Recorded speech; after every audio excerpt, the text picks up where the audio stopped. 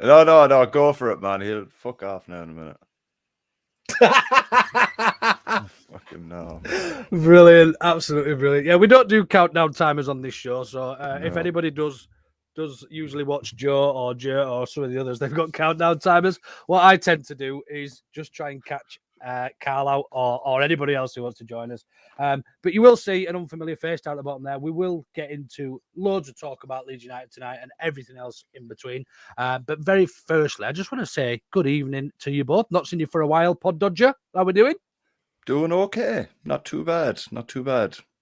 Good. I think is this the first pre-season show? It's not actually. It's season one, season 4, episode 1, isn't it? So first one of the official one of the season. I don't get this. Like I was on not last week, the week before. You fuck? I fucking was. I was on with you and Jay, you spanner. Oh, of course you were. Yeah, never mind. Big Lu. Look, we weren't short on numbers. We just thought that we'd get somebody in who probably talks a bit more sense than Jay, has a better knowledge than Smarty, and is a little bit more sensible than Gilly. We bit of a hybrid. We thought we'd get you in. How you doing, mate? All right? Yeah, I'm sure all three of them will be thrilled with that. They've been ousted off their own pod to be replaced by me. But yeah, I'm all good, thanks, mate. The newlywed Mr. Cooper, might I add. Congratulations. Big up, Big Lu. Congratulations, yeah. We were just talking off air, actually, about a story from Lu's wedding. I don't know. Do you want to tell it, Lu? It might be funny if coming from you.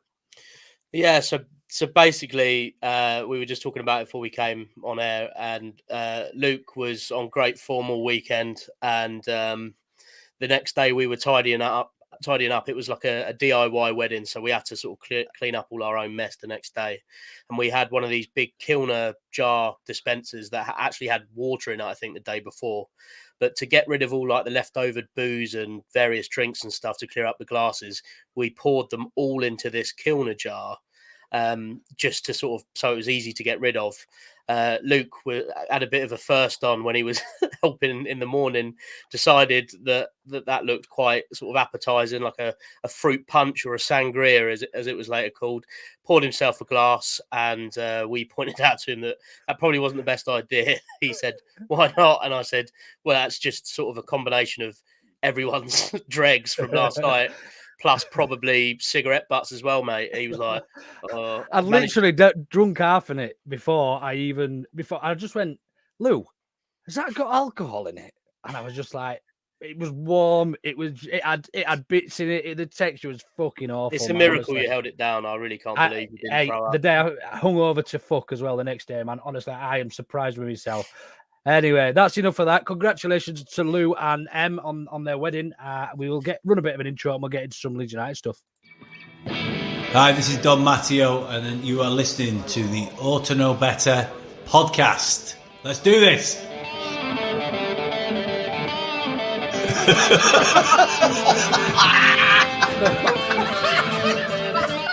You look like fucking Brolin, you're a Leeds hating bastard. Look like some sort of fucking weird floating head. No. You utensil player a bit, innit? I mean, I feel a bit right, dickhead. Nothing spectacular, really. Yeah, good evening. The thought of that, right? I don't often drink on a Tuesday night, and I thought, you know what, I'm going to pour myself a beer tonight, and the thought of that leftover cocktail has just made my mouth water a little bit, so I don't know if I'm even ready for it, to be fair. What are you drinking? FS Draft, which is absolutely lovely. Oh, it is. That stuff is tasty. All right, chap. Yeah, lovely. I do like that, and I also like, what did I have the other night? It was Tuborg Malt. Have you ever had that? No, I haven't. No. That's another lovely little drop as well. They're quite light beers. They're 5.5% or something, but they feel quite light on the stomach and that. So you don't really get a lot of. They're not as fizzy as your normal stuff. What are you on? I'm on the old. Well, to be fair, it's one of the nicest ones in Aldi. It's Rheinbacher Weiss beer, and it's actually quite nice. But yeah. Lu, you got a drink with us tonight, or are you cold turkey tonight? Yeah, I didn't bring up any sort of drink at all. That's pretty bad for me, actually. You've got a wife now, Lu. Text her and ask her to bring you up one. Ring the bell. Ring the bell. She'd ring it off his head if he tried that. Like, not kidding. I just shout. Thanks ever so much, lads, for joining us. Obviously, Tuesday night is the main show for Orta No Better. Moving on throughout the season, we've done a few pre-season. We've done a few. We've had plenty. Well, actually, probably very little to talk about in Carl. You know, want to explain? no, not at all. Do you want to explain yourself?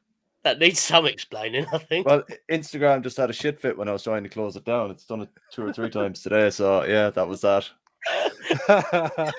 Crikey. Okay. Jesus Christ, that's from me off. Yeah, so we didn't have a lot to talk about, but we found enough to talk about in pre-season, didn't we? So tonight is going to be back to the more original structure that we all know with OKB. A bit of a talk about most recent games, any other business, on to the next game, all your predictions, all that bollocks, and then we have actually at the end of the show got the draw to do for the competition winner. Thanks everybody for your entries. We'll go through that right at the very end, but we'll start then with the 2 most recent pre-season friendlies, Forest and Hearts. Then, so relatively similar sides. Obviously won them both, which is positive. Can we take much out of that, Lou? Out of those 2 wins? I mean, going into the first game of the season? I think probably more so from the Forest game, you'd say, just on the basis that you'd think that they would be in a lot better shape than they looked when we played them. So, yeah, we played really well in the first half as well against Forest. Hearts is hard to say really with like where they're at in terms of it's a Scottish team from the Scottish Prem. Like, you know, are they comparable to the Championship? But they weren't very good, were they? But I think there's plenty of positives, and I think there's a few sort of names that have popped up that we've otherwise forgotten about. Pervader as one of them who have sort of put their hand up a little bit, and if they can keep going, it's a good little addition almost to have in the squad. Bearing in mind he played last year for Blackpool and did okay, albeit they got relegated. So I don't know. I was quite excited by him. He looks a bit stronger, a bit more hungry, and if he can keep sort of on top of his attitude, then you know, he could be a real asset this season. I agree, and I was pleasantly surprised. I'll be honest with you when we saw the names of the players that were coming back. I was a little bit concerned. You know, you look at your Costas, your Pervadas was one of them. Hjelde, who hadn't done much at Rotherham, and various others. Dan James, even potentially. And actually, all the players who were out on loan who've come back have all surprised me and played really, really well. I think you're quite right in what you say about Pervader specifically. I think he's arguably been the best player in pre-season. He was definitely the best player against Scum, probably the best player against Forest, and then looked really good against. Or not as good as I don't suppose, but still look good against Hearts as well. Just creative more than anything, which is something that we're definitely missing. Who's to say he doesn't play 20, 25 games at number 10, or they try someone else at 10 and he plays on the wing? We've got quite a lot of wide options, but who's to say he can't play a bit more centrally? Farkas, I don't know if you saw his quote. He sort of said, yeah, he's played 2 good games, but can he keep it going? He sort of laid down a bit of a challenge for him. So he's getting overexcited, not letting maybe him get overexcited. But I think that sort of means he likes him and thinks he can play a big part. Yeah, no, it's I mean, the opportunity is there. You know, before pre-season, before pre-season, I would have argued that we probably should be looking to offload him for free. You know, he'd not done much at Blackpool. He'd been at Blackburn previously. Not done much there, Karl. What are you? I mean, has he impressed you more than any of the others that have come back on loan? Certainly in pre-season. Oh yeah, well, you can't really, like Fark said, you can't really judge anyone off a pre-season. You know what I mean? And it's been 2 games where he's played quite well. He did actually do okay when he came on against Scum.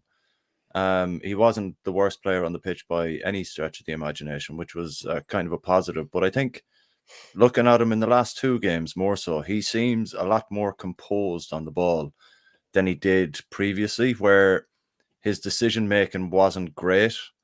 Whereas there against Hearts and even against Forest, you could see that when he got on the ball, he had an idea of what he wanted to do. Whereas previously, when he was with us, he looked skillful. He looked like he had a great touch. He looked like his composure wasn't there. His decision making wasn't great.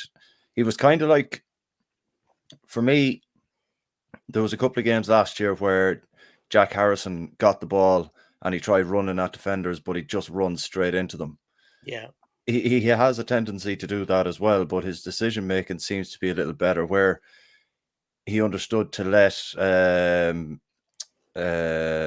what's his face up front, Reuter, where he was kind of intelligent enough to let Reuter kind of use his body to play the ball across rather than trying to take the touch. So he let it come across him. You know, those little decision making bits are something that he's improved on. I think he may not have performed great on his loan spells, but to say he hasn't come back as a slightly improved player than when he went, I'd say is a bit of a disservice to him. But yeah, I don't know. I think maybe he has a lot to offer for us this year if the window stays quiet till the end of August. Like, firstly, I don't think the window will stay quiet. However, just to pick up on your points there, Fergal Kelly says, do you think fat ball might suit him? Fingers crossed. I mean, Bielsa, I don't want to, I know we're naturally going to do it, but I don't want to compare Farke and Bielsa, but Bielsa did fancy him until he found out he was a bit of a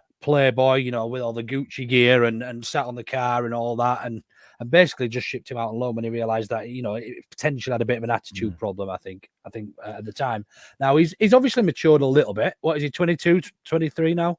And he's had time. He's been out on loan at other clubs, and I think those managers have said similar, that he's a talented lad, but he needs to if he's serious about playing football professionally at a decent level for the rest of his career, he needs to sort out this chip on his shoulder or this attitude problem or this, you know, prima donna type stuff that he's up to. So I think you might be on something there, Fergal. I think this type of football does suit a player like Poveda. I think if we can, you know, mature him somewhat over this next season, and I think this is, and it goes back to what Dave White said here, it could be its last chance saloon for players like him. I think you know, if he doesn't shake that issue or those problems he's got, then the likelihood is he's probably going to be a League One player for the rest of his career. However, he's got a real opportunity now to, you know, he's been at Barcelona, he's been at Man City, he's been at some fantastic clubs under some fantastic coaches. They must see something in him. Yeah. Well, Mark Wright makes a good point here, Luke, where he says you think going out on loan is showing him what a club Leeds are, and that's changed his attitude, perhaps, where he felt maybe he felt under Bielsa he was kind of a shoe-in because he was a bit of a golden boy for a little bit. And the fact that he's had such a fall from grace, it's actually made him realise that the chip on his shoulder that you were talking about, Luke, is something that he's trying to get rid of. So well, I think that's why that Farke has sort of said this, you know, because you're not remembered after 2 performances. The only other good Poveda performance I can think of is our first season back in the Prem, where he ran Mendy ragged down his flank against Man City, and we drew 1-1, and he was brilliant that night. And there's that picture of Poveda cuddling Guardiola at the end, and we thought, you know, we've got a good player on our hands, but what did he really do after that? So, you know, your man said there, League One, League Two, the time is now, because that's where you're going to end up. If not, so what a great opportunity he's got now. Like, and it's up to him because he's clearly talented. You know, he's clearly good. He's put himself in the spotlight. I know you mentioned there, Lou, it's 2 preseason games or whatever, but if the chip on his shoulder is actually gone, Luke, like you were saying, he's put himself well in line for, like, no one else, I don't think, in my opinion, has performed well in that number 10 role consistently over the 2 games. Like, and anytime he's come on, he has created, he's scored a goal, he's found the ball out wide, he's picked it up, brought it inside. it's kind of similar to what I was saying last year about Nanto, where I'd love to see him play in that 10 role because he's not afraid to spread the ball. And it's that area where he's going to find space to just attack the two centre backs. Yeah. And with the way Fark plays, when we get to the edge of the box, he does sometimes like to go quite narrow. So I think something like that, where with a player like either Pavetta or Nanto or someone like that, I think they'd be great in that number 10 role, just because, again, no fear. They're young. They'll run at you. And they both seem to be quite composed on the ball. Yeah, no, I completely agree. And just going back to something Lou said earlier, I mean, we can't really judge performances against Hearts. I think we've got to take more out of the Forest side. You know, I mean, how they stayed up is beyond me, because they're absolute dog shit. You know, their tactics are crap. They're awful. But is there any other players you'd like to single out from pre-season that you think could have a good season with us? Start with you, Lou. Is there anybody else from the ones you've seen? Well, you mentioned Dan James. Charlie Cresswell has been solid. I think we know what we're going to get from him. Dan James is going to be a frustrating player. I think, like bags of pace as normal. I don't think we're going to see anything different. But we forget how out of position we played him when he was there. And then before he knew it, he was on loan at Fulham getting no game time. So I think there's a real opportunity for him there. But some of his crossing and his finishing, albeit he did score a weirdly disallowed goal for some reason. Those sorts of decisions, I think there's going to be plenty of them. It's Leeds, isn't it, after all? Yeah. So, but yeah, I'm still excited by him. I'm still glad he's our player. The defence does still concern me a little bit, but I think it depends who we go with. It looks like it's going to be a sort of Cresswell Coops combo with Ayling, and I was starting to think that maybe Sam Byron will be the starting left back, but that's another narrative, isn't it? That takes me on to my point. Sorry, Carl, go on. No, you're probably going to make the same point, so I'll let you go with it. Oh, it's Kelder? Yeah. So I think Kelder's cemented that spot at left back. I thought he had a really, really good game against Hearts and against Forest, actually. It was defensively really good, and actually for a centre back, by trade, was really good bringing the ball forward. Looked really competent. I was a little bit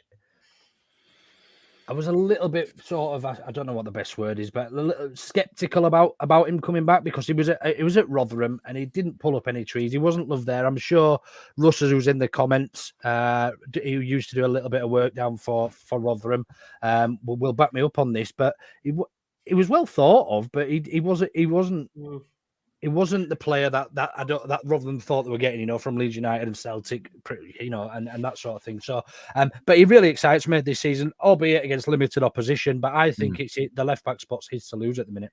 I mean, he seems like the best option but is Hjelde really a centre back, and he's just sort of another Strauch who isn't a left back, who, Strauch played left back a lot last season, but we saw how much he wasn't a left back. I'm worried Hjelde might not be sort of a left back as well, if you know what I mean. No, I completely agree, and I don't think he's the answer to our left back problems at all by any stretch. I just think he probably is the best option for us right now. I mean, ideally we would sign a good left back. I assume Firpo's probably still going to leave. Is he injured at the minute still? Is he still injured? I was just going to say, what's the story with him like? I haven't seen much of him, but I'm sure if he gets an opportunity, he'll probably leave. He's probably one of the others that we'll come on to talk about in a short while. But yeah, all in all, a relatively good pre-season. Then 2 clean sheets, as Kev Marson says. We look like we've got an identity again, which is really important, and look good in possession. Yeah. The identity things, it's so important for me, being a Leeds fan. We were spoilt with Marcelo. And I think we've all been sort of chasing that dragon again. We've all been wanting to see that type of football, or a style, just something that gives us a bit of identity in comparison to other teams. And I think Kev's right in saying that. We've seen that in pre-season, right? Yeah, I think so. Yeah, I like it.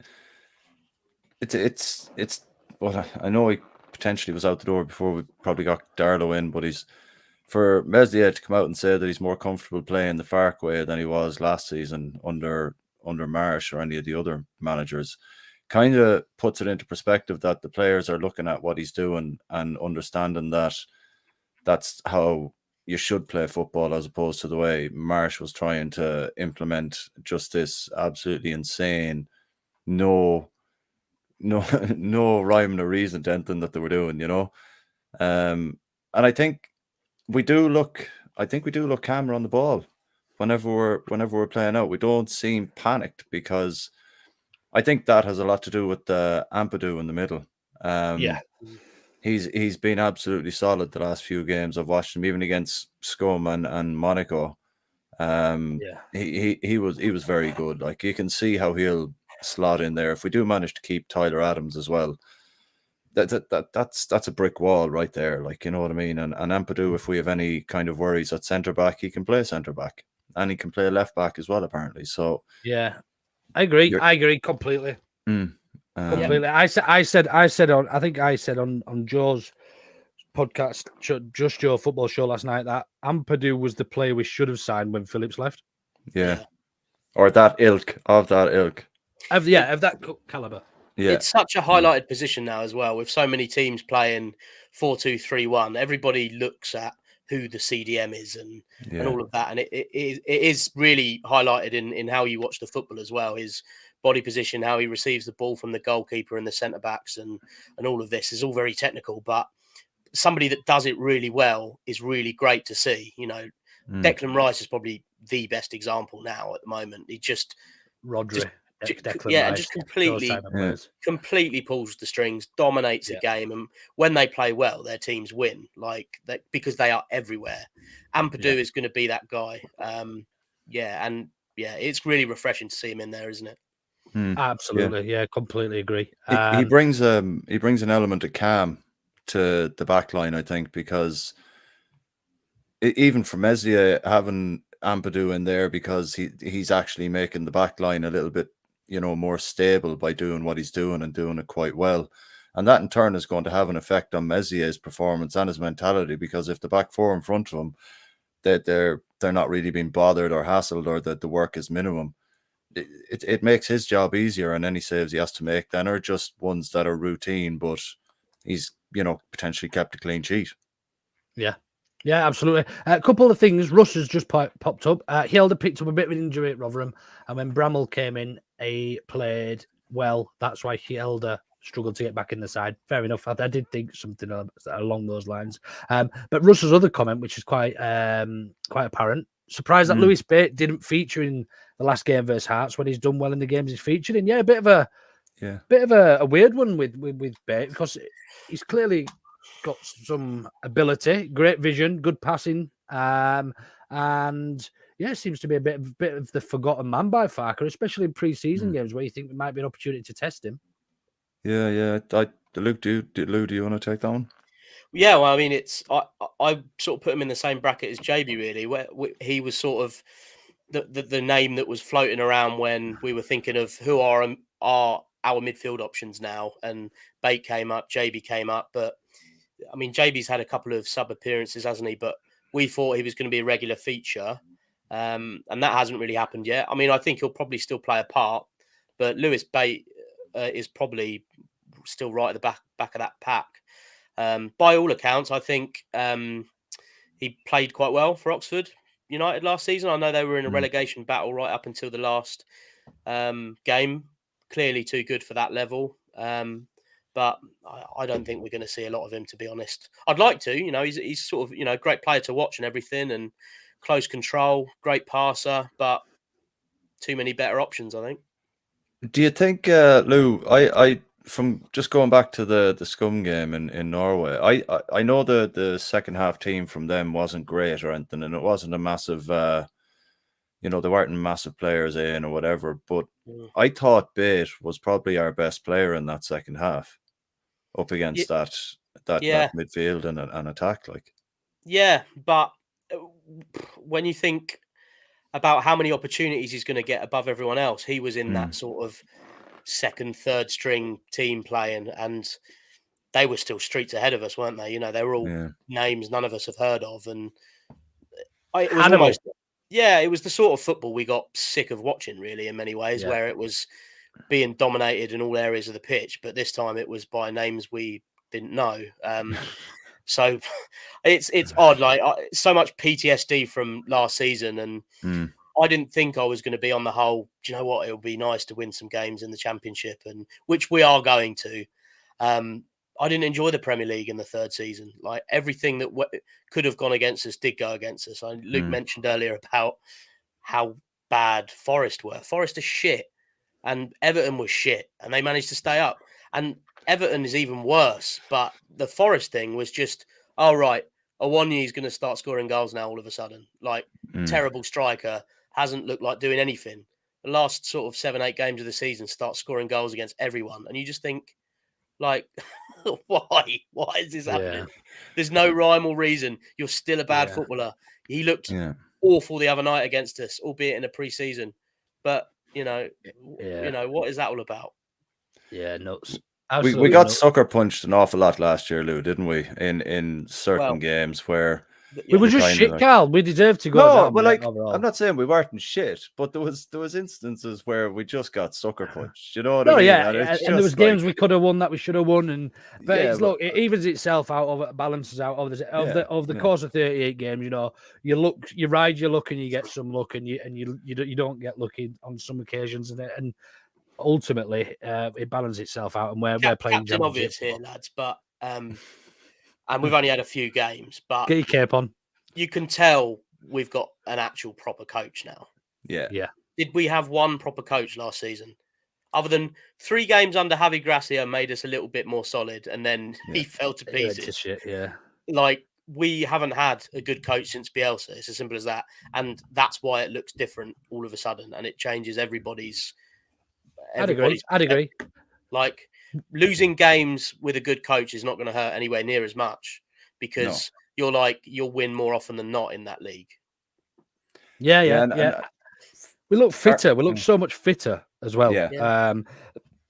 And one of the things Farker obviously prides himself on is trying to keep the ball for 100% possession, and to do that you've got to have the ball. And I know, I mean, it's a statement. It's not either actually going to happen. It's a hypothetical statement, but he wants his teams to have 100% possession. So they're obviously working really hard. We've seen the videos of them training, reports that somebody's been throwing up at training as well, which just suggests that they probably weren't fit enough.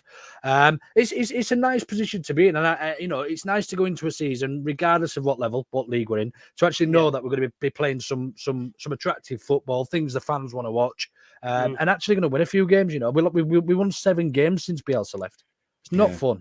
Luke, here's a question. A bit 7 or 11. Sorry, 11. A bit Norwich-y, but who's our Pookie? Who's our Buendia under Farkball? This we haven't got one thing that worries me. Yeah, that's the thing that worries me a little bit about long term how the Farkball thing's going to work. Because at the moment we don't have one, and we're sort of going, maybe it's Pervader, maybe, and it ain't going to be Bamford, because no one wants him if we tried to sell him. He's sort of stuck at the club, and he's just not going to be our guy. He's not getting 20 goals. He's not getting 10 goals. So that both of those positions worry me a lot. But yeah, we'll definitely lose less games for sure. Yeah, Fark is pedigree in this league, like, so.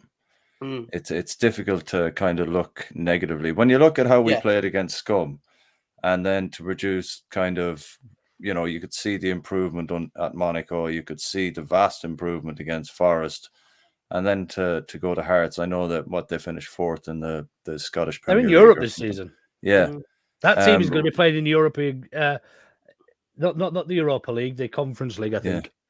And to say we went up there and got a result, should have been 2-0 if it wasn't for Bamford or whatever. But you can see the progress of how we played against Scum to how we played against Hearts, and it is positive. It's very, very positive. Like, it counts for a lot. And that Forest game was actually played at a pretty decent pace. They had Joe Worrell made a ton of awful challenges. You know, there was a lot of, it was a very physical game for a pre-season game. You know, it was maybe still a bit of fight from last season, but it wasn't. You know, it didn't look like a pre-season game. The atmosphere was a bit weird, wasn't it? But like, really quickly then, before we move on from pre-season, what are your thoughts on the Bamford?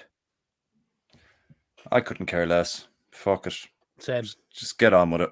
I think it was daft, and people would have forgot about it. I know. And apologies to everybody who's watching. I know this was quite a while ago, but we haven't done one since. I've not had a chance to ask these lads. So, I mean, my thoughts were that it was aimed probably at a bit of both fans. Apparently he was getting stick from the Forest fans. He started his career there.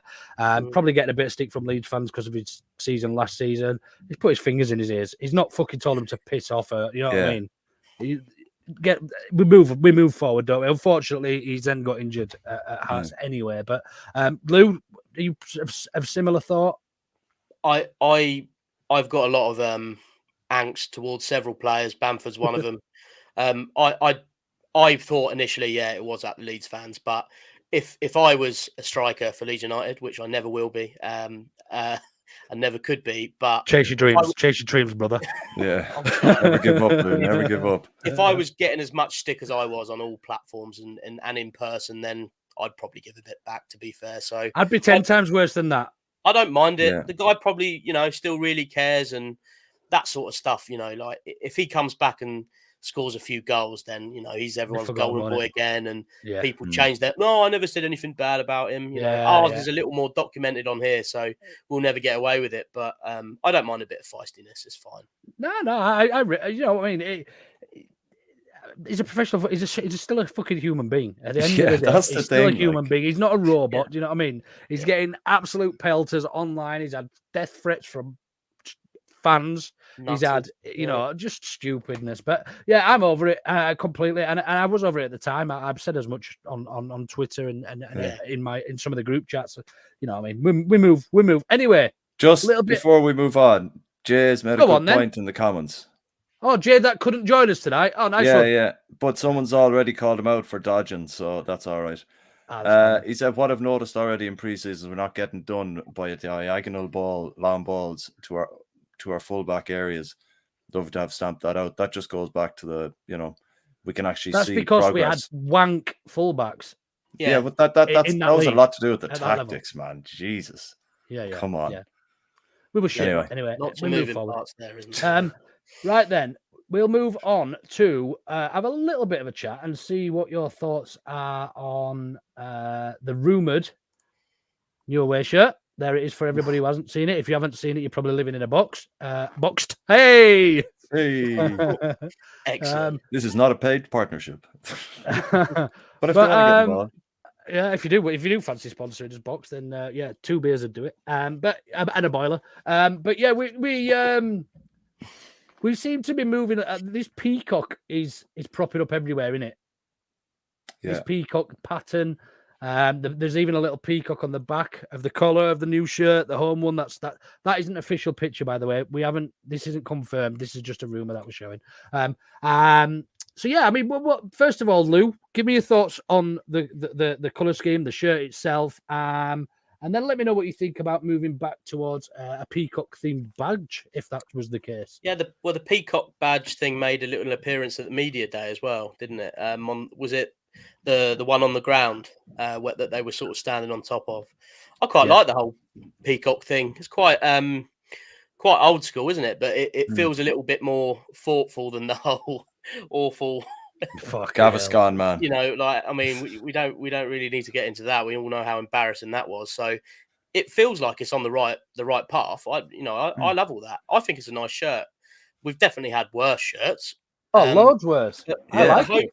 The home shirt is a great start. So if we sort of, everyone's crying out for a yellow, really. So let's. But I understand it.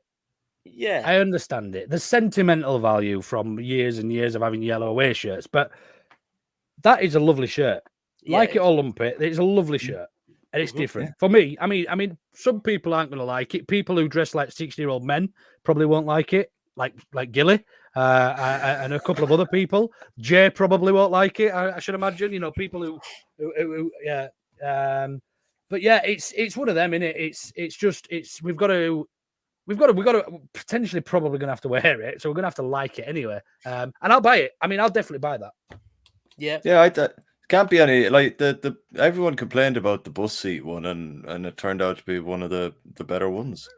Yeah, but it all comes down to whether or not we win in the shirts in the end, doesn't it? Like, it's like shirts remind you of good times and bad times. If we win if we win the championship, or get promoted again, then it's always going to be a great shirt, isn't it? I think so, yeah. Like that pink and grey one that came out for the season that we went up, everyone was like, "What the fuck is that?" And now that we've it was the shirt that we got the Guard of Honor against Derby in, and it was like that shirt's that's gone down in folklore now, like that one. Yeah, like, and now they're rare and sell for about 150 quid on eBay. Yeah, I have one myself, so I'm happy out with that.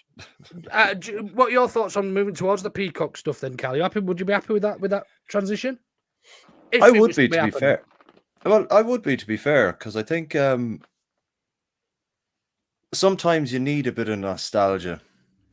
Sometimes you need to kind of grasp the past just to drag the rest of it into the future sometimes, you know what I mean? And given that kind of old school look to certain elements, that I like the peacock thing inside and the white shirt, and I like it on the back of the collar. I think it's better than having the LUFC script. I think sometimes you got to look at those kind of things and be like, yeah, you know what? I wasn't around for that shirt or that club badge at the time, and I bloody well would love it on a shirt that I could buy in this, in this time and day. Like, but and would it almost signal a new start for Leeds United, bringing in a new badge as well? I mean, obviously we're not going to do it as immediate as this coming season, but if we were to be promoted, I anticipate that might be the shift. That might be the nod of the head. That way we actually might rebrand the badge. But I'm all for it, man. I'm all for it. I think the 49ers are probably pushing it because most of their teams over there have some affiliate to an animal of some sort. Or cheese. Or cheese or something. But yeah, I think I like it. Just out of interest, before we do move on, which this is probably going to come complete down to nostalgia and where you were as a child and which badge it was. But which is your favourite Leeds badge? Mine is the 91-92 rose. Yeah, I love that bloody thing. It's class. Lou? Probably this one, the one on the logo you've got here. The shield. One similar to that, yeah. The shield, the modern one. Yeah, the modern one, yeah.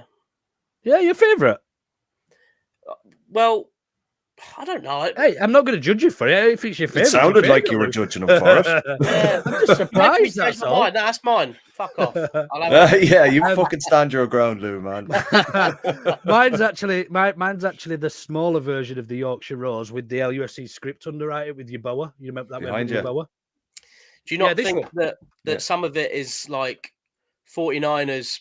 What works for them, because their commercial stuff is sort of going to be their thing, isn't it? Like the peacock might be a little bit more sellable commercially if they go down that route. Like you said, new era, that might be the way they go.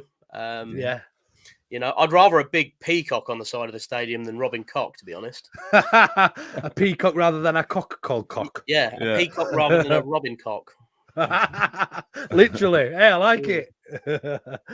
Great stuff then. So we're all in agreement. Love the new shirts so far. A bit individual as well. We've always been complaining since Adidas have been back that we've had, generic type shirts just with a Leeds United badge on that could be at any other club. None of these could be at another club. Do you know what I mean? So I like all that. I like how it changed. Speaking of cocks, the next part we're going to talk about. Fuck. Warburton and the other robbers. What are your thoughts on this then, honestly? I mean, look, I understand that they've got careers. I understand that they want to do the best for themselves. I understand that they've got this opportunity within their clause. But what fucks me off more about what Warburg was the fact that he led us to believe that he was going to stay and fight. And I think that's fucked me off more. The others have just fucked off because they're cowards, simply. Yeah. First chance they got. He's actually said, I think to Phil Hare or somebody word got out that he said he was willing to stay and fight. And then he's had his head turned and he's actually gone, and he's used the excuse that he wants to play for Austria, of which 2 Austrians already play in the championship, by the way, the national team. So yeah, what are your thoughts on Mr. Wober then, Lou? Yeah, I'm disappointed. I think it'd have been a key part, but also I'm quite happy with the centre back options we've got without him. He'd probably be one of the players I'd take back, so I'm not going to be too emotional about it. And actually, I was thinking this the other day. This might be a bit of a bold statement, but I actually think this team we have is probably better than the team we had in the Prem last season. I agree. Again, I agree. I mean, maybe that isn't even an outrageous statement, but a better coach. The players look a bit better. I won't miss any of those players. They all stressed me the fuck out. Yeah. Rocker, Aronson, Koch, all shit, all Rocker, yeah. big reason. They played a lot of games, those guys, and they are a lot of the reason why we went down. Max Verber was just capable. He was just like solid and okay, and didn't best of a bad bunch. Mistakes. Yeah, he improved us immediately. He improved us because we were that shit. Yeah, it didn't take much to improve us at the time, did it? I could have improved. Let's not think he's a world beater. Who would I have out of those that would come back? I wouldn't be bothered if any of them come back. Business sense wise, it makes sense that they're off the books. It's about wages, let's be honest. And actually, it's probably done us a favour. What's the point? Would Mark Rocker tear up the championship? The answer is. I tell you what, though. Not. Top Banana makes a great point. We will miss Rodrigo. I believe. Yeah. He's not even in the shit list, man. He's different. We sold him. He had a clause. Towards the end of his career, he's going and getting big money towards fair play, and he worked hard for us. To be fair, he gave his all. He cared. He genuinely cared. There weren't many people that did, but and he knew he was off as well. Lou, would you put these guys gone out on loan now on the same bracket as the 6? Yeah. Would you? Yeah. Well, I mean, how people say, and it's so boring, isn't it? When you get players that come in, Leeds want players, and that's why we loved Bielsa. He had honest players who he made genuinely care about playing football for Leeds. These guys love all their Instagram and their generic statements about how the history at Leeds is great. It's boring. I liked the fact Darlow came in and didn't say back to where we belong. He said, I want to get them back there as soon as possible. He said something a bit different, to get on the right side of the fans, you need to be genuinely personable, genuinely honest, and just be like a person of your word. And so many of these footballers who have come in from Austrian and German leagues have come in, done all that generic stuff, and then when it got tough, service. They've gone. The Jesse Marsh talk, wasn't it? It was all Leeds are a massive club, man. They deserve to be back in the Premiership, man, and all that fucking bollocks. Yeah, look, do it on the field, not in the fucking in the columns on a weekly basis. Do you know what exactly? I would like Brendan Aronson to do really well at Union Berlin, literally, so we can cash in on him when he comes back. Let's try and get 30 million for him. Score 2 or 3 goals in the Champions League if you want. I won't be annoyed. He's still going to get. And he'll hold his value. Yeah. He'll hold his value, and we'll sell him for a bit more. Probably. Ultimately. Glenn Hayes makes a good point here. Just actually to reiterate what you've just asked there, Lou. Does anyone agree, or maybe not, maybe to conflict it, but does anyone agree that we might have got rid of some bad eggs, or very bad people, he uses the term, and that's allowing the younger ones to feel a bit free again? Classrooms are always better when the bullies are expelled. We talk about that leadership group, don't we? Yeah, what happened at Palace? Who were the people that were involved? How toxic was that? How difficult was that for the younger players? Loads of unanswered questions still, lads. Loads. Yeah. And it'll come out in time. There will be a certain point where it will come out. Yeah. What do you think on that, Karl? Do you think that we might have got rid of some bad apples, some prima donnas, some lads that I've played for Germany, I've played for Spain, I've played for Denmark. What you know what I mean? Shoving the kids about and that. If you played any level of sport as a young kid, that it often happens. There are bullies around every sports team. That people that the expectation is they're entitled. They should be playing every week in, week out. Do you think that Glenn might be onto something here? I think Glenn makes a good point as well, and I think that we gave the players coming in far too much YouTube credit. I don't think there was. I'd say 90% of fans didn't know who we were bringing in at the time. Like Aronson was discussed in January. We had time to watch games of his. We had time to see this, that. But it's a different league as well. Like you know, it's not up to the standard of the Premier League. And I think we put far too much emphasis on accommodating Jesse Marsh in a way that we never accommodated Bielsa, and that was our downfall. Because if Jesse is bringing in the player, if we were bringing in the players that Jesse wanted, because that seemed to be the talk at the time, then that just shows the capabilities of the manager if he's bringing in players that clearly aren't incapable. And I think it showed in a lot of games. Their weaknesses showed rather than any tactics improving what he already had. He didn't improve anyone in any way at all. In fact, he made us worse. So yeah, those players now, to me, like I'd be happy enough just to say, look, stay gone. Just like someone put up there on Twitter the last day, they were like, "Oh, go over there," and or was it Leeds that put it up or something? And I was like, "There's no way. The only reason you wish him well is that he doesn't get injured so badly that you can't sell him in the summer." Yeah, that's the only thing you'd say about it. And they were, yeah. I'd imagine there was quite a few bad apples in there. All right, yeah. Yeah. Did you see this? It's a couple of comments about it. Click found it funny. Could see it a mile off. Click is. Oh, in fact, Carl, it was you who shared it with me this morning, wasn't it? Click is laughing emoji in response to stop. Wober's statement on Twitter speaks volume about it. Was it something along the lines of "I'm a leader and a warrior on the pitch, and I can't wait to get started," or something like this? You know what I mean? Well, Click clearly didn't believe that by the looks of it. Brilliant. No. I'd so miss Click. You know what I mean? There was a lot of people. I think I was probably one of them at the time. Can you hear my dog in the background? Yeah. Yeah, I'll go sort him out. You have a talk about Click. 2 seconds. It's usually me sorting the dog out. The thing with Click is he always said it like it was, and although we're only talking about an emoji on Twitter, it probably says something. Something went on with Click. Should probably still be at the club, really. It was the whole Marsh thing. He didn't buy into that. He clearly didn't like him. You know, it was the whole. Didn't he shun a handshake or something when he played his last game at Ellen Road, and Marsh tried to be sort of the you know, oh yeah, we're gonna miss you, man. And none of it.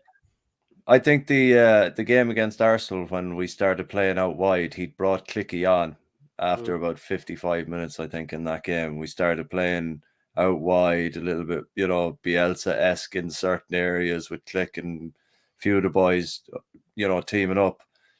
But it's mad when you look at that and you can see the players can have that much power on the pitch that they'll go, you know what, fuck your tactics. They're absolutely shocking bad. We're taking over here because we know what to do. You haven't a clue. And I love that about him. I love the fact that he didn't care. You know, he cared about the club, cared about the games and the results, but in the bigger scheme of things, he didn't give a shit. Like, he'd say it how it is. And he's like, if I wasn't a footballer, I'd be spray painting buildings. Yeah, but that's what I'm saying about honesty. You know, Click was loved for many reasons, and that guy didn't have an easy ride. He went out on loan and did all that, and then when he was proper settled, he was honest. He was a good footballer. He ran all day, and he was in a promotion-winning side. That speaks so much. Yeah, and the thing that there's one picture and it just encapsulates Click, done it with the cigar in his hand. Yeah, the t-shirt on, the beer in his hand. That just encapsulates all. You know, other than probably Ben White, that meant everything to those lads. You know, and especially after missing out so close to the season before. Yeah, I think they had the mentality that nothing but winning it is going to do this year. Yeah, well, this is the thing. We're going to start worrying about playoffs again. Though, which are always awful because that team, even if we don't perform that well, has to be at least in the playoff positions this season. Yeah. But I'm not desperate to get back to the Premier League, but that team is still going to be up there in the top half. Like it definitely will. But I don't know what I want anymore because before we were desperate. I'd rather get promoted every season, like just from the Championship, just stay there. Mind. Let's be a yo-yo team. Let's be a Norwich or a Fulham. Like the Premier League, when you get there, is not that good. You lose every week, and you know the atmosphere's confidence is shot. Yeah. It is crap. The Premier League and all it's made out to be. Let's be honest. But just quickly, evening, Richo, our resident Everton fan. Just quick news. I've seen that Fulham have signed or are signing Damari Gray, which then frees up a wing spot for them. So could we see movement for Nonto this week, do we think? They don't have the money for it. Nah. You don't think? Looks No. like we're Depends playing what we get hardball for for Gray. once. Yeah, Yeah. which is good. I love to see it. I'm with the belief for you too. Moving on. Cresswell, new contract. We've already spoken about him, Lou. Well deserved. Has anyone listened to his interview? Yeah, number 5 shirt that says a fair bit as well. Albeit players wear all sorts of numbers these days, but number 5, that's really good. It's a statement, isn't it? I think he had a little bit of time out of the Millwall team where he was a bit out of favour, but he mostly played the season. He scored 5 or 6 goals, did he, in the end? Yeah. And another natural leader as well, which we were obviously missing leadership last season. Probably takes a bit, albeit he's young, but he might take a bit of pressure off Luke Ayling or Coops or, whoever our, starting leaders are going to be. And, Cresswell's a good young player. He's playing international football. And he had a successful loan spell. Millwall only just missed out on playoffs in the end, didn't they? Last game and everything. So, yeah, him and Joffrey had successful loan spells in that their teams did well. So let's hope that means something, a bit of confidence and what works in the Championship and, bring it to Leeds. Yeah, absolutely. Yeah, all the best to him. I think he's got a bright future. I'm looking forward to seeing him progress and develop. And this is almost the ideal opportunity, not just for him alone, but a lot of the younger players that probably were struggling a little bit in the Premier League. Archie Gray is a great example of this being an opportunity to prove that they can mix it with the big boys. And Championship is no easy ride, but it's not the Premier League, so this will determine to us and to them whether they're as good as they think they are. This season will, I think. Quick question from Smarty then. Who would you keep out of Nonto and Harrison? If you had to keep one, start with you, Karl.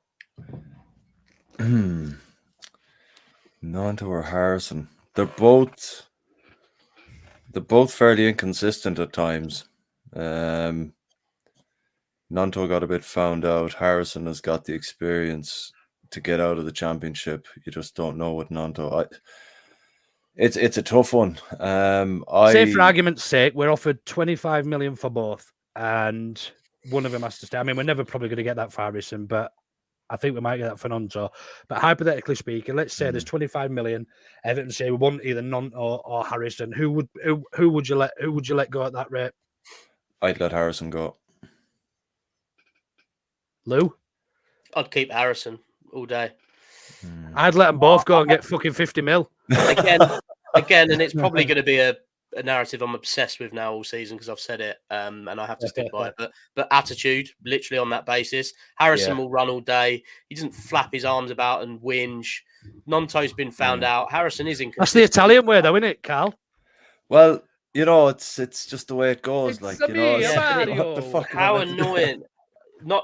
Nonto, I think, is still a bit of an unknown entity in many ways. And what happens now he's been found out, he should, by all accounts, tear up the Championship, but I feel like Harrison could and will.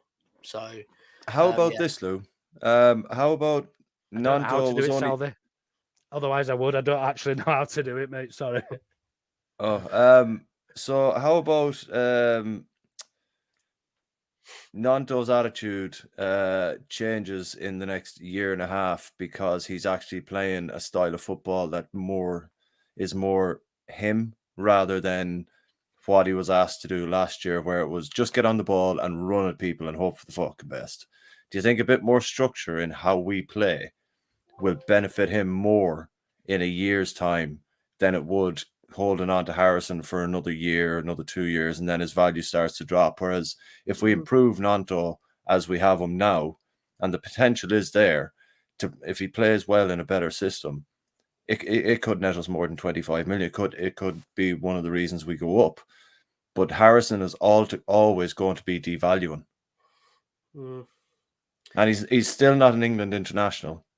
So This is the other thing. So you're talking about long-term business and short-term contribution. Then basically, like in a year I and a don't know half. I don't know if I'm saying that, but yeah, I get what you're saying. Yeah, Like, yeah. Don't get me wrong. I love Nonto. I think he's brilliant, and he did really start well. His goal against Cardiff, the goal against Scum, there was loads to be excited about. And our valuation of him is probably about right, but I'd want him to start well. But I don't feel like if the team sheet so far are anything to go on, he's not going to be a starter, is he? So how much are we going to see him as an impact sub more than maybe a starter? Do you think he's favouring the James Sinistera thing, or I doesn't feel like he's going to play him centrally? Whereas fitness wise, I feel like Harrison would probably come straight in for Dan James, and so Harrison is probably slightly ahead of Nonto. We also have to remember though that Sinistera's injury record isn't great. Yeah, so he'll still feature plenty. Yeah, true. Has that worked? Can anybody see the poll? I think I might have done it. Anybody? What? Let me know if you can see the poll. Anybody? Where? On YouTube, I think. I wouldn't know. Can't tell you. Anyway, we'll find out if it's worked or not. So yeah, that'd be my reason for potentially holding on to Nonto. Not just a financial reason. Don't get me wrong. But the potential is there under a good manager. If we had Nonto under, say, Bielsa rather than Marsh, we wouldn't be having this conversation. We'd be sitting there going, right, yeah, it has to be Harrison now. And let's be honest, we got lucky. We didn't sign a striker. We took a punt on a £4 million player from Zurich, and he turned out to be pretty decent straight away. Was supposed to be in the under 23s, so we found a gem. And from what I've seen when he plays for Italy as well, he's been pretty good. He is thought of very highly in the Italian squad. And there was calls for him to take a break, but the under 21 coach wanted him in there. So he's very highly thought of. And if you've got a player of that kind of, I think his caliber is good at the moment, but his potential caliber is massive. His ceiling is high, high, and he's already starting and being regularly used for a national team. And that's why I think if we held on to him with the likes of Fark in charge, then I think that's a player that we could very, very much rely on.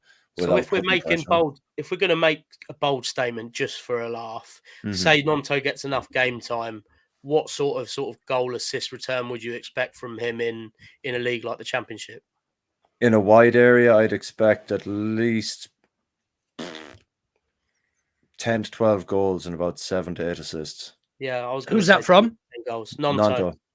I think similar in a wide area. I think for me, lads, I think the way you've got to look at it is Harrison's value is not ever really going to go above 20-25 million. I don't think. I think we've seen how good he is, whereas Nonto has a absolutely massive ceiling, and he could go and be one of Italy's wide winger, starting in World Cups every year. He's got a lot of competition in front of him at the moment in Chiesa and various others. I appreciate that, but if I was to let one go, it would probably be Nonto, even for the same money. I don't know why, and I diss Harrison somewhat rotten because he's so inconsistent. But for me, I just think Harrison would offer far more in this division. He's fitter. He gets up and down the wing. For what it's worth, I don't think we'll keep any of them. I think they'll both go in this window. I think we'll lose them both. Do you think? Yeah. If Harrison wasn't injured, sorry, I probably would have said that. But because he's injured and not due back until August, I think Lou's run out of battery. I heard his laptop making a couple of noises, so he might have disappeared. He might be back. But look, Nonto's clearly the more talented footballer of the two. But for me, I just feel that Harrison is more important to us right now. I get your point. I think Harrison is more important in the sense that he's got out of the division already, and he knows what it takes to get out of that division. But when you're looking at potential, and then you're looking at potential resale value, it's hard to look past past Nanto. What are you at? Like, Biting your ear. fuck off, will you? No, it's hard to look. It's hard to look past Nanto in the sense that we keep him over Harrison. Like Harrison put in a request to leave, didn't he? Around January, was there like that talk around January? There's talk, wasn't there? Leicester were looking at him, and it was nearly, and Newcastle were serious about him as well. So I think if we got the same money offered for Harrison as we did for Nanto, it'd have to be Harrison for me, because you're going to get a lot more. You're going to get a lot more. Yeah, if we both agreed, it'd be a very short shit show, wouldn't it?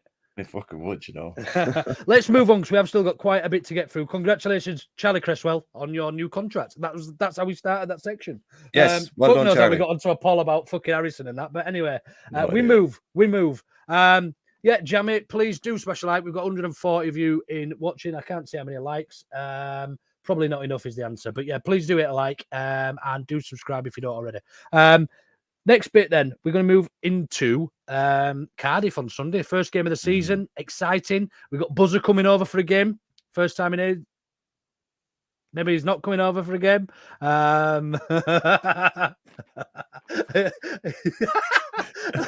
Shit, you meant to brief me on these things. If I'm not allowed to say something, it's okay. I can't say it. Welcome back, Luke. In the chat. Welcome back, Luke, and thanks for joining. Whatever Luke said, just forget the last 5 minutes. Here's a flash. Anyway, so yeah, first game of the season. Then we got Cardiff at Ellen Road, which is nice to have a home fixture. First game of the season, I think. That's live. Everyone can read that, Karl. No, I know that. Like... Yeah. But there's no one watching. Like that. Right. Your brother's not watching. Right. But okay. I can't. I see. You can't talk because he's there. Got you. Okay. Welcome to the conversation. Everyone's got to be quiet now because Carl's surprising his brother. So yeah, Cardiff. I mean, Cardiff are absolute dog shit. I've seen, we absolutely hammered them at Ellen Road last season, and we've all agreed that we've probably got a better team this year on paper.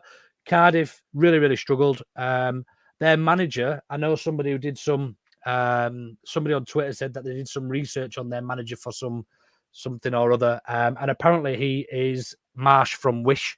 It was how he's compared. So, yeah, I'm excited about it. I'm really excited. Are you coming up, Lou?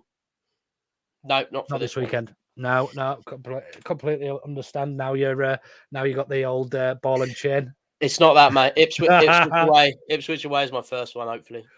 Yeah, I'll be there, mate, as long as I can get some tickets. But yeah, it's exciting. I mean, we're going into a season where we've got a lot to be positive about. You know, we're going to be one of the favourites for the league. And yeah, I mean, how do we see it going? Can it only go one way? I'd like to think so. Cardiff are a bit of a fucking bogey side, though, in fairness to us, especially at Ellen Road. Yeah, 100%. I don't know what. Saying that, we pumped them, didn't we, in the FA Cup?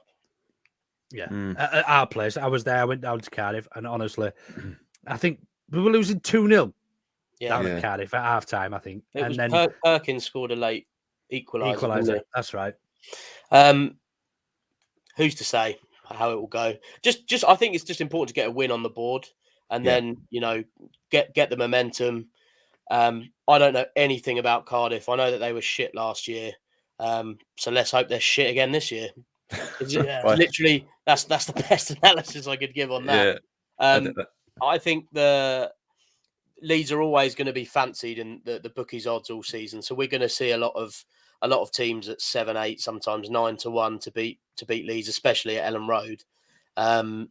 So yeah, I think just a win on the board is most important, and performances will come after. Who's to say we don't do a bit of a Stoke, nice bit of sunny weather. Don't say that.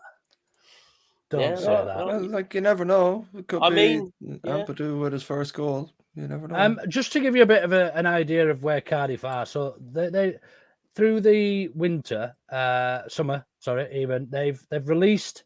They lost 4 loanees. They let Tuao go out on loan. They've released 4 players, but they've actually brought quite a few in, but not signed anybody, not paid for anybody. They brought in Aaron Ramsey. Past it. Yeah, I would agree. But saying that, he's probably going to score a belter against us now. 100%.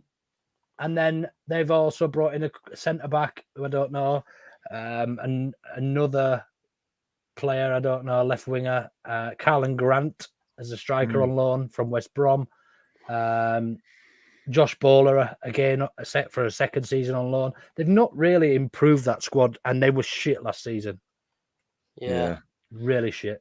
I think there was a few comments there that Cardiff will come to park the bus.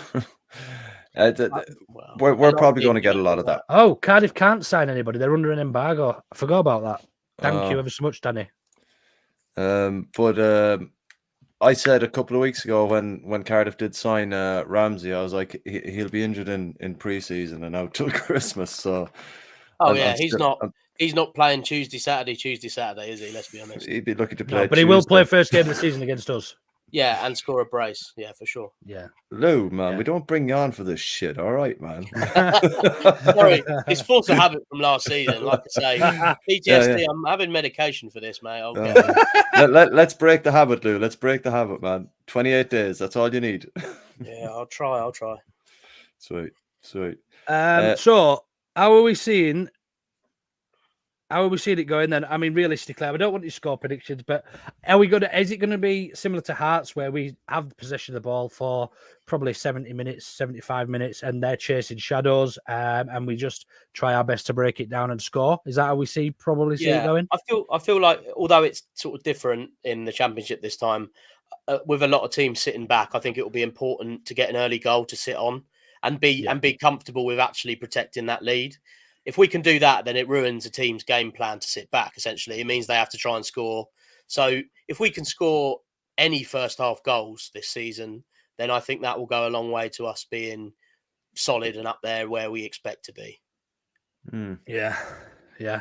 I can't see it going much different. I think it'll probably be the same for probably 70-80% of the games this season, that we will be on the front foot and teams will be trying to take a point from us. Yeah. And I think that teams will be more than happy to take a point from Leeds United this season. I just think that will be the prerogative of the majority of Champions League. They'll probably come at us. There'll be decent spectacles to watch, I imagine. Yeah, I think it's going to be tough to watch. There's going to be games where we wasteful and we have 70-80% possession and still don't score. But yeah, I can't see a better opening fixture for us this season, really, because they're having to come to us. We've just been relegated. We've all agreed that we've got a better squad than we had last season, and then Cardiff haven't really improved. It couldn't have got much better than that. And they didn't sell their allocation, so the fans already can't be bothered. Honestly. They've opened up the lower bit of the West Stand. Even though we give them it for 30 quid or 20 quid or whatever it was. It was 28 quid or something they were getting. Subsidised their ticket, didn't we? Yeah. Well, they best not turn their nose up now when we go to their place. I wonder if they give those tickets for the same price to our fans for the same seats. I think it's reciprocated. Didn't they sign a... No. Sorry. I'm not talking about. I'm talking about the bottom of the West Stand. That's the seats that were reserved for Cardiff. Good point. No, they're still 48 quid, aren't they? How are they? Yeah. That's ridiculous. Anyways, back to base. Cool. Let's move on then quickly to the competition.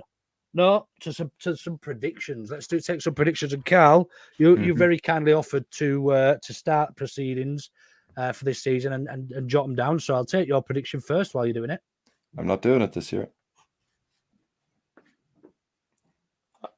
Oh. Okay. Well, no point you've been here then, mate. Really, is there? Let's just be honest. I'm just kidding. What the fuck? No, I'm going to go 3-1 Leeds. Nice. Lou? Did I finish bottom of this last season? Yeah. Oh, When I got cynical, very close. I just started saying 10-0 to the other team every week. You were nearly right computers with a fucking few up. of them, Lou.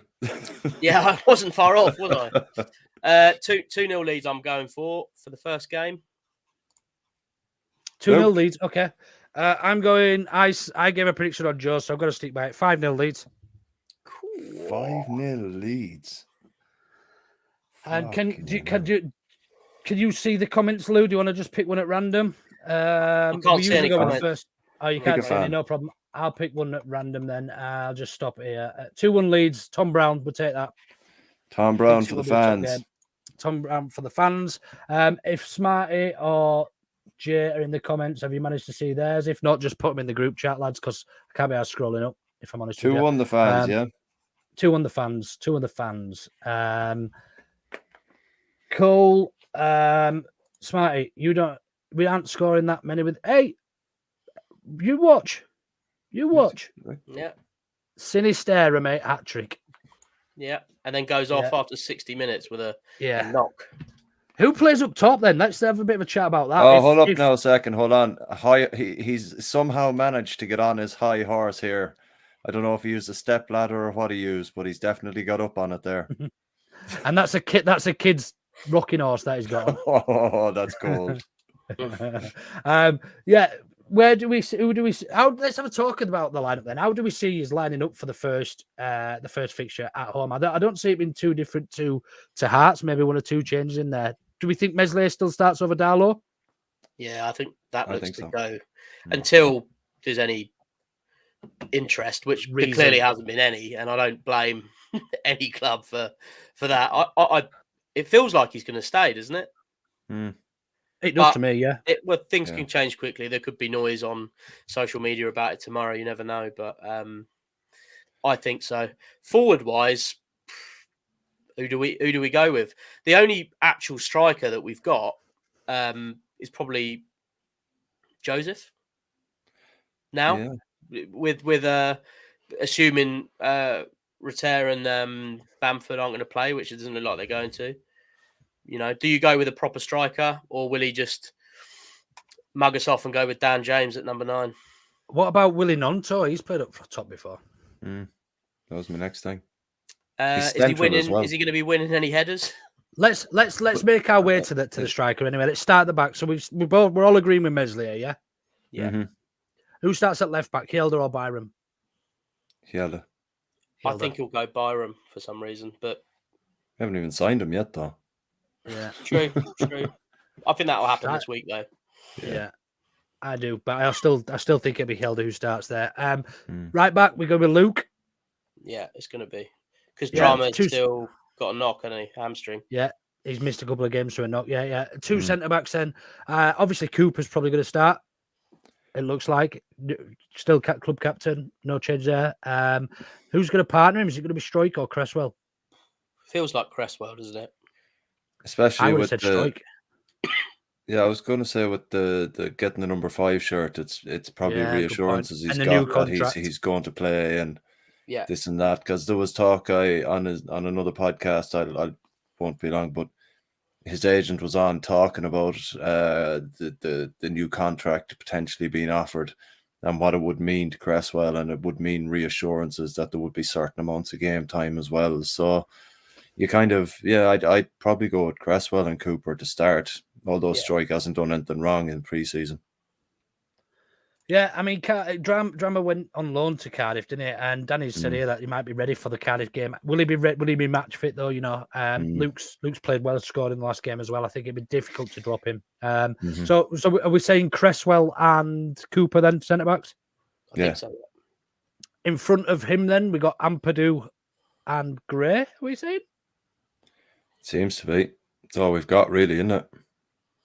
Well, no, we've got Giabi, we've got but Bates, consistently Gray has played in there. Like that's what I mean. Like he doesn't look out of place. I don't see why we wouldn't start him. No, I think it'll be great. I do think it'll be great, and I think he's going to be the most exciting player this season. It's going to be so exciting to watch him this year. Yeah. Right, left wing and right wing. Then are we Dan James and Sinistera, or Dan James and Somerville? Dan James and Sinistera, I think it'll be. Yeah. Who plays through the middle then? I think this is where we'll see a shock, and he'll go with Poveda. Do you really? I don't see why not. You know, if you're going with form on the basis of what he's got to go on, who have played in the competitive games, I don't see why he wouldn't get a start, because he can't carry on this attitude and this form if he doesn't play. So I'd go with him. I think that'd be the most sensible decision. Yeah. But it would only probably feel like a massive punt as a fan rather than from him as a coach, because you know he's not an unknown entity, but I think Farke will trust him more than maybe the fan base. Yeah, and plus he's riding the crest of a wave at the moment with his performances in pre-season. Yeah. And not to get too bogged down by anything, and it is pre-season or whatever, but he has shown that he does want to play regular football, and he wants to listen to a coach that's willing to play football in the right way, perhaps. Yeah. Who's to say he doesn't score a goal, and really get his season going, and then you haven't got a reason to drop him at all, from a football perspective. So unless you guys think there's anyone else, I don't think there's a better option. Sinistera started there, didn't he, the other day with Somerville on the right? He's far more effective out wide as Sinistera. And they interchange. Sinistera is really quick as well. I'd prefer him on the wing, to be honest. I don't think some of these out-and-out wingers in a central position hasn't always worked. No, I agree, and I think you're right. But I have a feeling that it worked. It did work quite well with the interchange between Somerville and Sinistera in that 10 spot when one was going right and one was coming central. Did seem to work quite well. I'd be surprised if he changes that. But based on form in pre-season and what we're seeing, I would be inclined to start Poveda. So yeah, I think we'll either see Poveda. I think we'll see a three of Dan James as a shoe-in. Yeah, Sinistera and Somerville, or Sinistera and Poveda. Yeah, front three of either of those three. And then who starts up top? Do we think Rutter? It was only a body knock. So do we think Rutter's still going to start?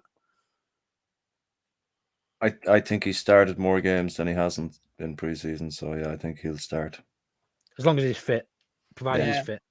Yeah. Well, it'd give Nanto an opportunity to play up front if he wasn't. So.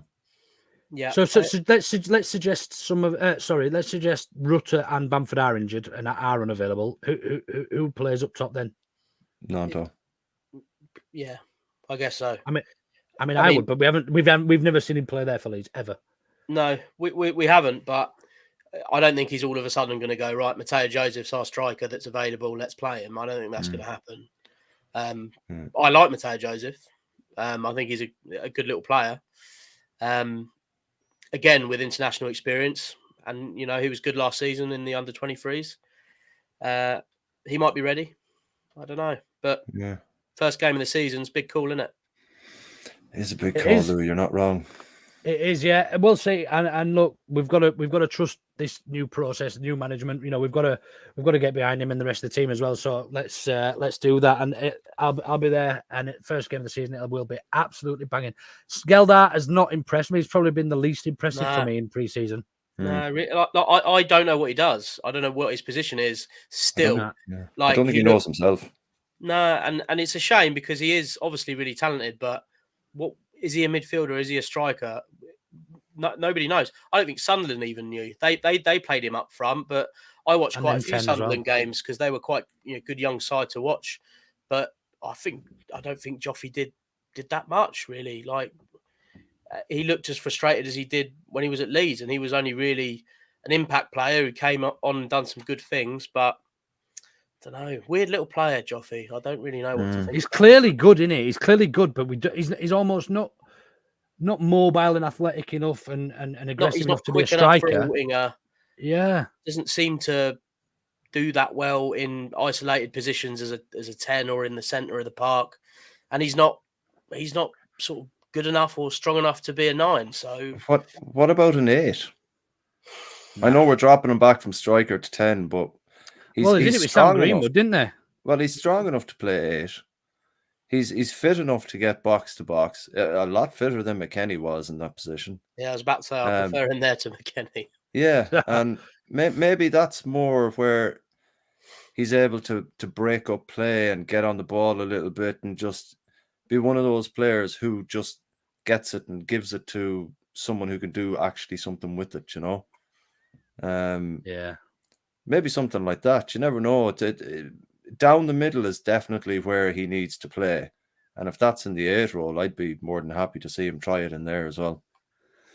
Well, he wants to play 10, according to our pod dodger, LKBJ, and Russ Vernon. He suggested that he wants to play 10, and that is his position. It didn't impress me. He had a couple of opportunities pre-season and looked a little bit lost in there for me. It looks like he'll get an opportunity, though, at some point to do it.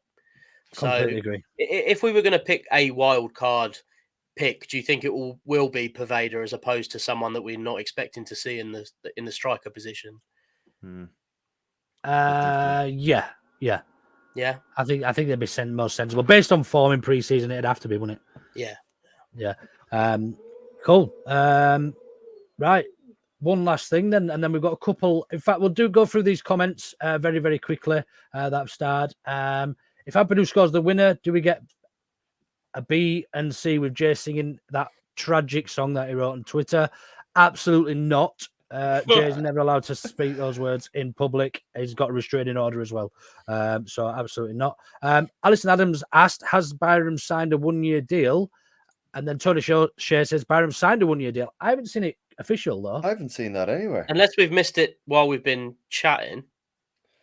I know there was talk that he will be signing a 1-year deal, but I've not seen anything official. Tony, if you have seen that, please do link us up. I assume the 1 year is based on the fact he's usually injured. Yeah, I mean, he's only played 80 games since he left Leeds. That's ridiculous. 80 competitive matches since he left, and that was what, 2015-ish, 14-ish, around then. Cool. I'm going to end the poll. See how that ended up. Don't know how to see the results, so fuck it. Harrison, I'm sick of tired people. Hypothetically, who are you keeping? Harrison 73%, non-tour 26%. God knows what happened to the other percent. But yeah, most people suggesting Harrison. Right then, one last comment. I've seen a couple of these links today from LUFC Dan. Hey up, Danny. What do we think to links to Brandon Williams and Nat Phillips then? Fresh links that have come out relatively recently. Brandon Williams was on loan from Scum, I think, at Norwich. For a short while under Farker. Looks quite a good player. Absolute dickhead to play against as a fan and as a player. But I'd welcome that. I don't know what are your thoughts on him. Firstly, on Brandon Williams, would you take him? Yeah, shithouse.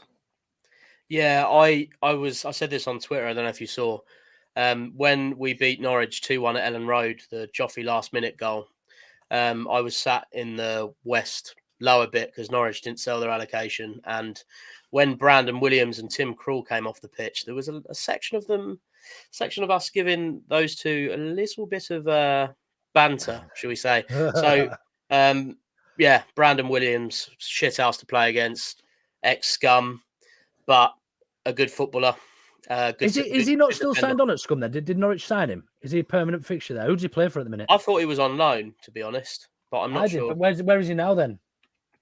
Back at Scum. Yeah, I thought so. Yeah. But if we're talking sensibly, we'd have either of these two guys play centre back alongside Cresswell over Coops. Yeah. Yeah, absolutely. Nat Phillips again. That's just another rumor that we've already seen. I'd take them both. Hasn't really materialised that one, has it? I thought there was some legs on that. But... Bit like the Glenn Kamara as well. Yeah, that's supposedly happening, isn't it? But... I've seen that. I saw an article, pardon me, there last week where Glenn Kamara is now training away from the first team squad amid talks. He didn't get picked for the friendly the other day as well. He's training away from the squad now for the last week. Yeah, I think that's a good signing if that happens. Yeah. It feels like you think about the fixture list and how long it is. Then we need plenty of other options. Yeah. The one thing worth noting is that there is certainly going to be some more ins and outs before the season ends. There's before the transfer window ends. There's still another month starting today before we Carl before the windows close. So yeah, loads of opportunities still for ins and outs. Big shout out to Juan Martinez, who's in the house, the real one. Top left, the worst FIFA player in the world. Yeah, that'd be me. He beat me once, so I have to hold that. I have to wear that badge. But any news for us, Juan? While you're in the comments, anything bubbling in reliable your source? Reliable source. Let's hear it. Yeah. While he does that, we see before we do, we need to announce the competition winner. Yeah. Thanks everybody for entering. We had about 350 odd, 360 odd entries, I think it was in total. But we did do a little draw before we started tonight, and I have got it somewhere that I can show you. And the winner was, when he finds it, here we go. I'll share it with you now, so we can all see that. So we did a randomized draw somehow. I didn't do it because I'm not clever enough. This is all our resident tech expert, Gilly. Do some, here we go. And the winner was at Ingham37. Well done. We're all Ackham here or Leeds or something like that. So well done to you. Anything else to chat about, lads? You want to chat about before we go? No. Looking forward to seeing you boys for an old scoop on Sunday. Oh, you're not going to be there, Lou, are you? No, but I'll be there, and when I do, we will have several beverages. Scoops. I want a leaky 2-pinter full of dark fruits that I've got to drink it quickly because it's leaking out the bottom. That's what I want. And it's all over your t-shirt and your shoes. And it's all over my new Leeds top, yeah. Great stuff. As Jeremy says, please do smash like for the boys with a big kiss. We appreciate that. Congratulations to the winner. If you want to contact us anyway through Twitter or whatever, we might contact you first. Who knows how we're going to do it? We don't care. You've done. We're not organised enough. A big congratulations again to Lou, and thanks ever so much for joining us, mate. Yeah, appreciate it, Lou. Yeah, really, really appreciate that. Thanks everybody for as ever for listening and for contributing in the chat. We will probably be back Sunday. Monday. I don't know if anybody will be in a position to do it Sunday after the game, but maybe Monday for a Brady and Coke, your first one of the season, and then Tuesday again for your normal show, and the season starts here. Let's go and enjoy it. Let's do it. Everybody. Thanks, everyone. Cheers. Found it.